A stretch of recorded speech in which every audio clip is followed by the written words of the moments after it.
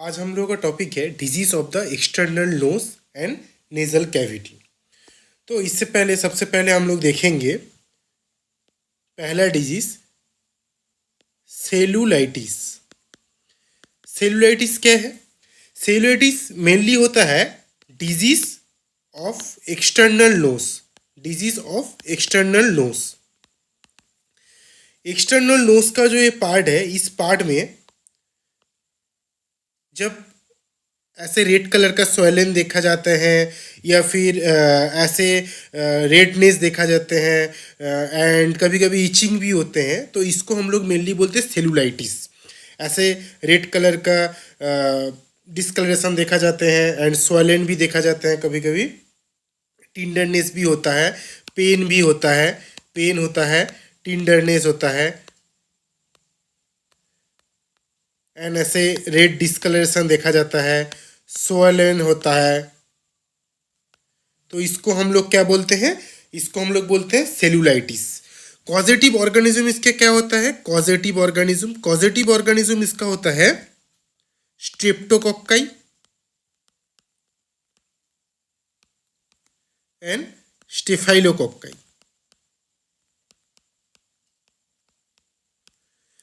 इसका main treatment होते हैं हीट कंप्रेशन देना होता है एंड एनाल्जेसिक देना होता है for reduce pain and systemic antibacterial drugs देना होता है। तो यहाँ पर इसके ऊपर नोट्स में हम लोग देख सकते हैं, cellulitis it is a disease of the external nose organism streptococci and staphylococci. Features में होता है रेड कलर डिस्कलरेशन, जो मैंने बोला रेड कलर डिस्कलरेशन, ऐसे से रेड कलर डिस्कलरेशन देखा जाएगा एंड टिंडरनेस होगा। टिंडरनेस होता है, टिंडरनेस के मतलब होता है जब हम लोग टच करेंगे तब हम लोग को पेन फील होगा, इसको बोलते हैं टिंडरनेस। और पेन मतलब नॉर्मल कंडीशन में जब पेन होगा तो टिंडरनेस देखा जाते हैं एंड स्वॉलन देखा जाता है। इस एरिया पे ऐसे नीचे की एरिया पे ऐसे स्वॉलन देखा जाता है इस एरिया पे। फिर उसके ट्रीटमेंट क्या होता है एंड इसके समटाइम्स क्या होता है? Extension of the infection from the nasal vestibule. जो नेजल वेस्टिब्यूल के एरिया रहते हैं, नेजल वेस्टिब्यूल के एरिया रहते हैं, नेजल वेस्टिब्यूल, नेजल वेस्टिब्यूल में अगर किसी भी तरीके का इन्फेक्शन हुआ तो उसके एक्सटेंशन में सेलुलाइटिस हो सकते हैं। इसका मेन ट्रीटमेंट क्या है? सिस्टेमिक एंटीबैक्टीरियल, हीट कंप्रेशन या फिर हॉट फॉर्मेशन या हीट कंप्रेशन एंड एनाल्जेसिक।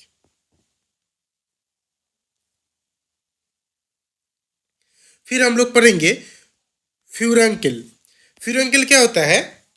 ये मेनली हेयर फॉलिकल जो रहते हैं, infection of the hair follicle होता है, मेनली होता है इन्फेक्शन ऑफ हेयर फॉलिकल। ये हम लोग देख सकते हैं, ये नॉर्मल नोज का पार्ट है, ये नॉर्मल नोज का पार्ट हम लोग देख सकते हैं, नॉर्मली क्लियर रहते हैं। बट इस तरीके का अगर कोई स्वॉलो एंड एप्सिस फॉर्मेशन, एप्सिस होता हो सकता है या फिर स्वॉलो एंड हो सकता है, इस तरीके का अगर कोई प्रॉब्लम देखा जाता है जो हेयर फॉलिकल का इन्फेक्शन के लिए होता है तो उसको हम लोग बोलेंगे फ्यूरंकिल। इसके जो कॉजेटिव ऑर्गेनिज्म होते हैं, कॉजेटिव ऑर्गेनिज्म जो होते हैं, कॉजेटिव ऑर्गेनिज्म, इसको बोलते हैं स्टेफाइलोकोक्कस ऑरियस। इसका होता है कॉजेटिव ऑर्गेनिज्म स्टेफाइलोकोक्कस ऑरियस। इसका मेनली जो प्रीडिस्पोजिंग फैक्टर होते हैं, प्रीडिस्पोजिंग फैक्टर के मतलब होते हैं कि मेनली क्यों होता है या फिर इसका मेन कॉज क्या होता है। प्रीडिस्पोजिंग फैक्टर मेनली होता है nose picking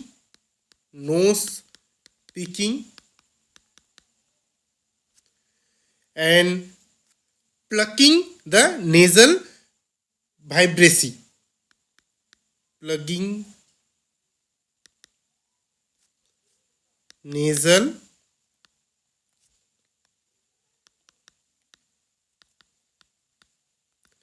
and plugging hair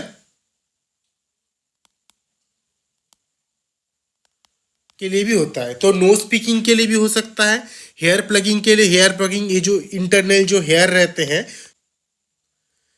ये मेनली होता है नोज पिकिंग के लिए होता है, प्लगिंग हेयर के लिए होता है एंड नेजल वाइब्रेसी के लिए होता है। तो ये जो छोटे छोटे हेयर है, ये हेयर ये जो इंटरनल ऑफ द नोज में रहते हैं, ये हेयर प्लगिंग के लिए भी हो सकते हैं एंड प्लगिंग द हेयर के लिए हो सकता है। नोज पिकिंग के लिए भी अगर कोई एक्सटर्नल नोज पिकिंग की वजह से भी हो सकते हैं, और ये मेनली होता है स्टेफाइलोकोकस ऑरियस के इन्फेक्शन की वजह से होता है। अब इसका अगर फीचर्स देखें हम लोग, इसका क्लिनिकल फीचर्स क्या क्या होता है। इसका क्लिनिकल फीचर जो होता है, क्लिनिकल फीचर्स मतलब इसके वजह से किस किस टाइप का सिम्टम्स हम लोग देख पाएंगे एंड साइन देख पाएंगे। सिम्टम हम लोग क्या देखते हैं पहले, सिम्टम्स क्या क्या होगा। टिंडरनेस होता है, वेरी पेनफुल होता है, इस पेन की वजह से फीवर भी आता है, कभी कभी हेडेक भी होता है एंड सॉइलिंग ऑफ फेस भी होता है। ये हो गया सिम्टम। अब इसके साइन में क्या क्या देखते हैं। साइन, इसके साइन में होता है हार्डनेस होता है, रेड नोड्यूल होता है, कभी कभी एप्सिस होता है, टिंडरनेस रहेगा and because of face soiling movement of the I restrict होता है। मतलब क्या होता है, आई मूवमेंट पे रिस्ट्रिक्शन आता है, टिंडरनेस भी आता है, पेनफुल होगा, फीवर होगा, हेडेक होगा, सॉइलिंग ऑफ द फेस होगा एंड साइन में हम लोग देखेंगे हार्ड एंड रेड नोड्यूल देखेंगे, एप्सिस हो सकता है, कभी कभी व्हाइट कलर का पासफॉर्म हो सकता है, टिंडरनेस हो सकता है एंड फेस सॉइलिंग भी होता है इसके लिए। एंड फेस सॉइलिंग की वजह से क्या होता है, आई मूवमेंट पे रिस्ट्रिक्शन देखा जाता है।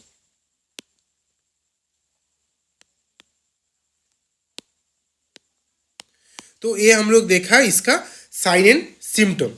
इसके बाद हम लोग देखेंगे इसका मैनेजमेंट में क्या क्या होता है।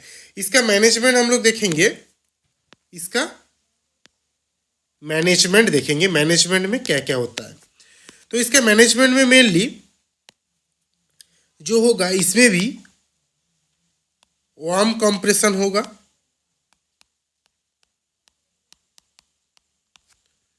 इसमें भी एंटीबायोटिक्स देंगे। कौन कौन से एंटीबायोटिक्स देंगे इसमें, क्लॉक्सासिलिन, फ्लूक्लॉक्सासिलिन,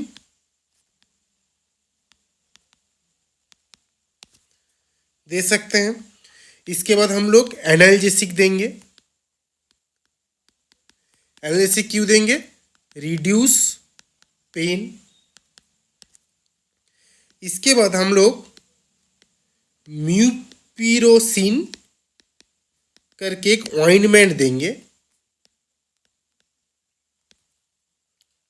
सॉरी, थोड़ा इसका स्पेलिंग गलत हुआ, म्यूपिरोसिन करके हम लोग ऑइंटमेंट देंगे। एंड अगर इसमें एप्सिस होते हैं, जैसे कि इधर हम लोग देख सकते हैं व्हाइट कलर का एप्सिस फॉर्म हुआ, तो एप्सिस फॉर्म होता है तो हम लोग इसको इंसिजन करेंगे एंड जो पास है उसको ड्रेनेज करना पड़ेगा। ठीक है, तो ये इसका हो गया ट्रीटमेंट। अब इसका होगा कॉम्प्लिकेशन। कॉम्प्लिकेशन में क्या क्या होगा, कॉम्प्लिकेशन, इसके वजह से क्या क्या कॉम्प्लिकेशन देखा जा सकते हैं। तो ये बहुत ही नेचुरल है, हम लोगों ने क्या देखा, इसके वजह से कौन कौन सी टाइप का कॉम्प्लिकेशन हुआ। पहले तो एप्सिस फॉर्म हो सकते हैं, एप्सिस फॉर्मेशन हो सकते हैं। इसके बाद सेलुलाइटिस, जो हम लोगों ने इधर देखा अभी, cellulitis, red colour discoloration and swelling, cellulitis हो सकते हैं, सेलुलाइटिस हो सकते हैं। फिर इसके बाद वेस्टिब्यूलर स्टेनोसिस भी हो सकते हैं, वेस्टिब्यूलर स्टेनोसिस। भी हो सकते हैं। ये हो सकता है इसका कॉम्प्लिकेशन। ये हो गया दूसरा। अब हम लोग इसके नोट्स में देख सकते हैं, सब कुछ लिखा हुआ है। It is a acute infection of hair follicles of nasal vestibule, positive organism staphylococcus aureus के लिए होता है। इसका जो प्रीडिस्पोजिंग फैक्टर है, नो स्पीकिंग के लिए हो सकते हैं, प्लकिंग के लिए ऑफ नेजल वाइब्रेसा के लिए हो सकता है, pulling out of the hair के लिए हो सकते हैं। एंड क्लिनिकल फीचर्स हम लोग देख सकते हैं, वेरी पेनफुल होते हैं, सिम्टम्स में फीवर होते हैं, हेडेक होते हैं, सॉइलिंग ऑफ द फेस होते हैं। एंड इसके साइन होता है hard and tender red nodule over the nasal vestibule. And pyrexia means fever आ सकते हैं इसमें, हाई फीवर जिसको बोलते हैं। And swelling of the face आ सकता है, टिंडरनेस होगा। And restricted eye movement. क्यों रिस्ट्रिक्टेड आई मूवमेंट होगा? क्योंकि face swelling of the face की वजह से होगा। मैनेजमेंट क्या होगा? वार्म कंप्रेशन इसका होगा। एंड एंटीबायोटिक में हम लोग क्लोक्सासिलिन, फ्लूक्लोक्सासिलिन देंगे। एनाल्जेसिक फॉर रिलीफ पेन के लिए देंगे। म्यूप्रेसिन ये हम लोग देंगे, ऑइंटमेंट के फॉर्म में देंगे। एंड एप्सिस होगा तो हम लोग इंसिजन एंड ड्रेनेज करेंगे। कॉम्प्लिकेशन में इसका होगा एप्सिस फॉर्मेशन होगा, फेशियल सेलुलाइटिस हो सकता है, वेस्टिबुलर स्टेनोसिस हो सकता है। कोई भी नोट्स लिखने की ज़रूरत नहीं है, सारा जो प्रॉपर हैंड रिटेन नोट्स हैं ये इसी चैनल के नाम पे इंस्टाग्राम चैनल है, उसमें आप लोग को मिल जाएगा, आप लोग वहाँ से स्क्रीनशॉट ले सकते हैं। फिर हम लोग देखेंगे वेस्टिबुलाइटिस। वेस्टिबुलाइटिस क्या है? वेस्टिबुलाइटिस होता है इन्फ्लेमेशन होता है। वेस्टिबुलाइटिस का मतलब होता है इन्फ्लेमेशन। ये एक्चुअली मेनली होता है nasal vestibulitis is a inflammation of the infront part. Inflammation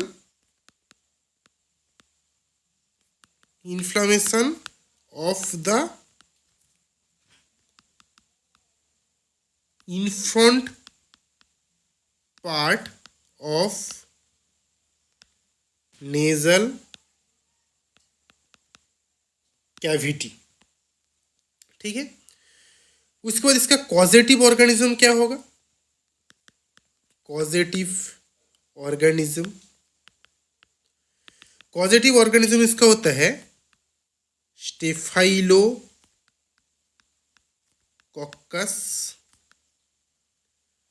aureus होगा इसका कॉजेटिव ऑर्गेनिज्म। फिर इसका प्रीडिस्पोजिंग फैक्टर क्या होगा? प्रीडिस्पोजिंग फैक्टर मतलब मेन कॉज जिसके लिए इंक्रीज होते हैं, ये होता है nasal discharge due to any cause such as rhinitis. Rhinitis क्या है हम लोग बाद में वीडियो में देखेंगे कि राइनाइटिस क्या है। साइनोसाइटिस, इसके बारे में भी हम लोग बाद में पढ़ेंगे। और नेजल एलर्जी। तो ये सब कारण की वजह से जब डिस्चार्ज होते हैं, वही डिस्चार्ज की वजह से मेनली होता है वेस्टिबुलाइटिस। कभी कभी ट्रॉमा की वजह से भी हो सकता है। ट्रॉमा की वजह से क्या हो सकता है? एपिस्टेक्सिस वगैरह, उसके वजह से भी हो सकता है वेस्टिबुलाइटिस। ये सब जो है rhinitis, sinusitis, rhinitis, nasal allergy, epistaxis, हम लोग बाद में इसके बारे में डिटेल्स में पढ़ेंगे। अभी हम लोग इसका क्लिनिकल फीचर्स के बारे में देख लेते हैं। क्लिनिकल फीचर्स क्या क्या है इसकी। क्लिनिकल फीचर्स में है मेनली रेड स्वेलन एंड टिंडरनेस देखा जाएगा। एंड इसमें कभी कभी अपर लिफ इन्वॉल्व होते हैं। एंड क्रस्टिंग देखा जाएगा विथ इन नॉस्ट्रिल।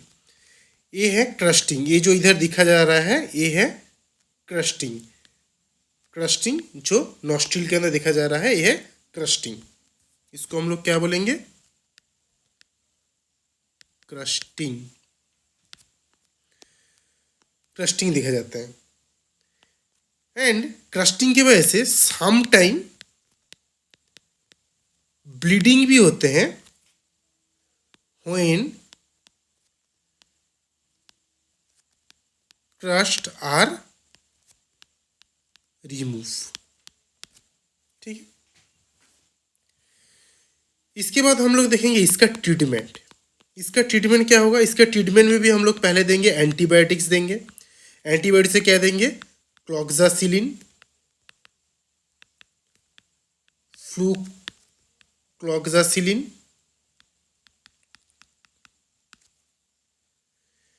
एंड फिर इसका और एक मेन है, हम लोग को क्लीन करना पड़ेगा। ये जो क्रस्ट है, इस क्रस्ट को क्लीन करना पड़ेगा, क्योंकि इस क्रस्ट की वजह से ब्लीडिंग हो सकते हैं रिमूव की वजह से। तो हम लोग को इसको नॉर्मली क्लीन करना पड़ेगा। तो इसको क्लीन करने के लिए हम लोग यूज करेंगे हाइड्रोजन परऑक्साइड। फिर हम लोग एनाल्जेसिक देंगे। एनाल्जेसिक देंगे एंड सबसे मेन बात है avoid picking and touching. Picking and touching is an inflammation of the nasal vestibule in front part of the nasal cavity. Causative organism होता है स्टेफिलोकोकस ऑरियस। प्रीडिस्पोजिंग फैक्टर में होगा nasal discharge due to any cause such as rhinitis, sinusitis and nasal allergy and trauma, जिसके लिए भी हो सकते हैं। सेलुलर फीचर्स, इसका क्लिनिकल फीचर्स क्या होगा? क्लिनिकल फीचर्स होगा vestibular skin is red, swollen and tender, and upper lip may also be involved, and crusting within the nostril। हम लोगों ने देखा crusting within the nostril, ये जो है छोटे छोटे crusting within the nostril, and sometime bleeding when crust are removed। Treatment क्या होगा इसका? Antibiotic, cloxacillin, flucloxacillin, cleaning of the nasal vestibule all crust with the cotton applicator soaked in the hydrogen peroxide. Cotton को hydrogen peroxide में soak करना होगा। Hydrogen peroxide में सोक करके फिर उससे क्लीन करना पड़ेगा। And analgesic for pain and avoiding picking और touching the area. Avoiding picking and touching the area. ठीक है, तो कोई भी नोट्स लिखने की ज़रूरत नहीं है। नोट्स लिखने की ज़रूरत नहीं है। सारा जो नोट्स है इसी चैनल की नाम पे जो इंस्टाग्राम चैनल है वहाँ पर हैंड रिटेन नोट्स हैं। आप लोग वहाँ से उसका स्क्रीनशॉट ले सकते हैं। एंड जो शॉर्ट नोट होते हैं मतलब ये तो होता है बड़े नोट, एंड एग्ज़ाम के टाइम में हो या फिर कभी कभी रिवाइज करने के लिए जो है शॉर्ट नोट है, वो आप लोग इसी इंस्टाग्राम चैनल पे ही मिल जाएगा आप लोगों को, जो आप लोगों को रिवाइज रखने के लिए। एंड कभी कभी जो ट्रिक होते हैं, ट्रिक्स कुछ मैं उधर शेयर करता हूँ जो आप लोग अच्छे से रिमेंबर कर सकते हैं। एक ट्रिक के हिसाब से आप लोग बहुत आसानी से रिमेंबर कर सकते हैं, वो भी इंस्टाग्राम में आप लोग को मिल जाएगा। Thank you.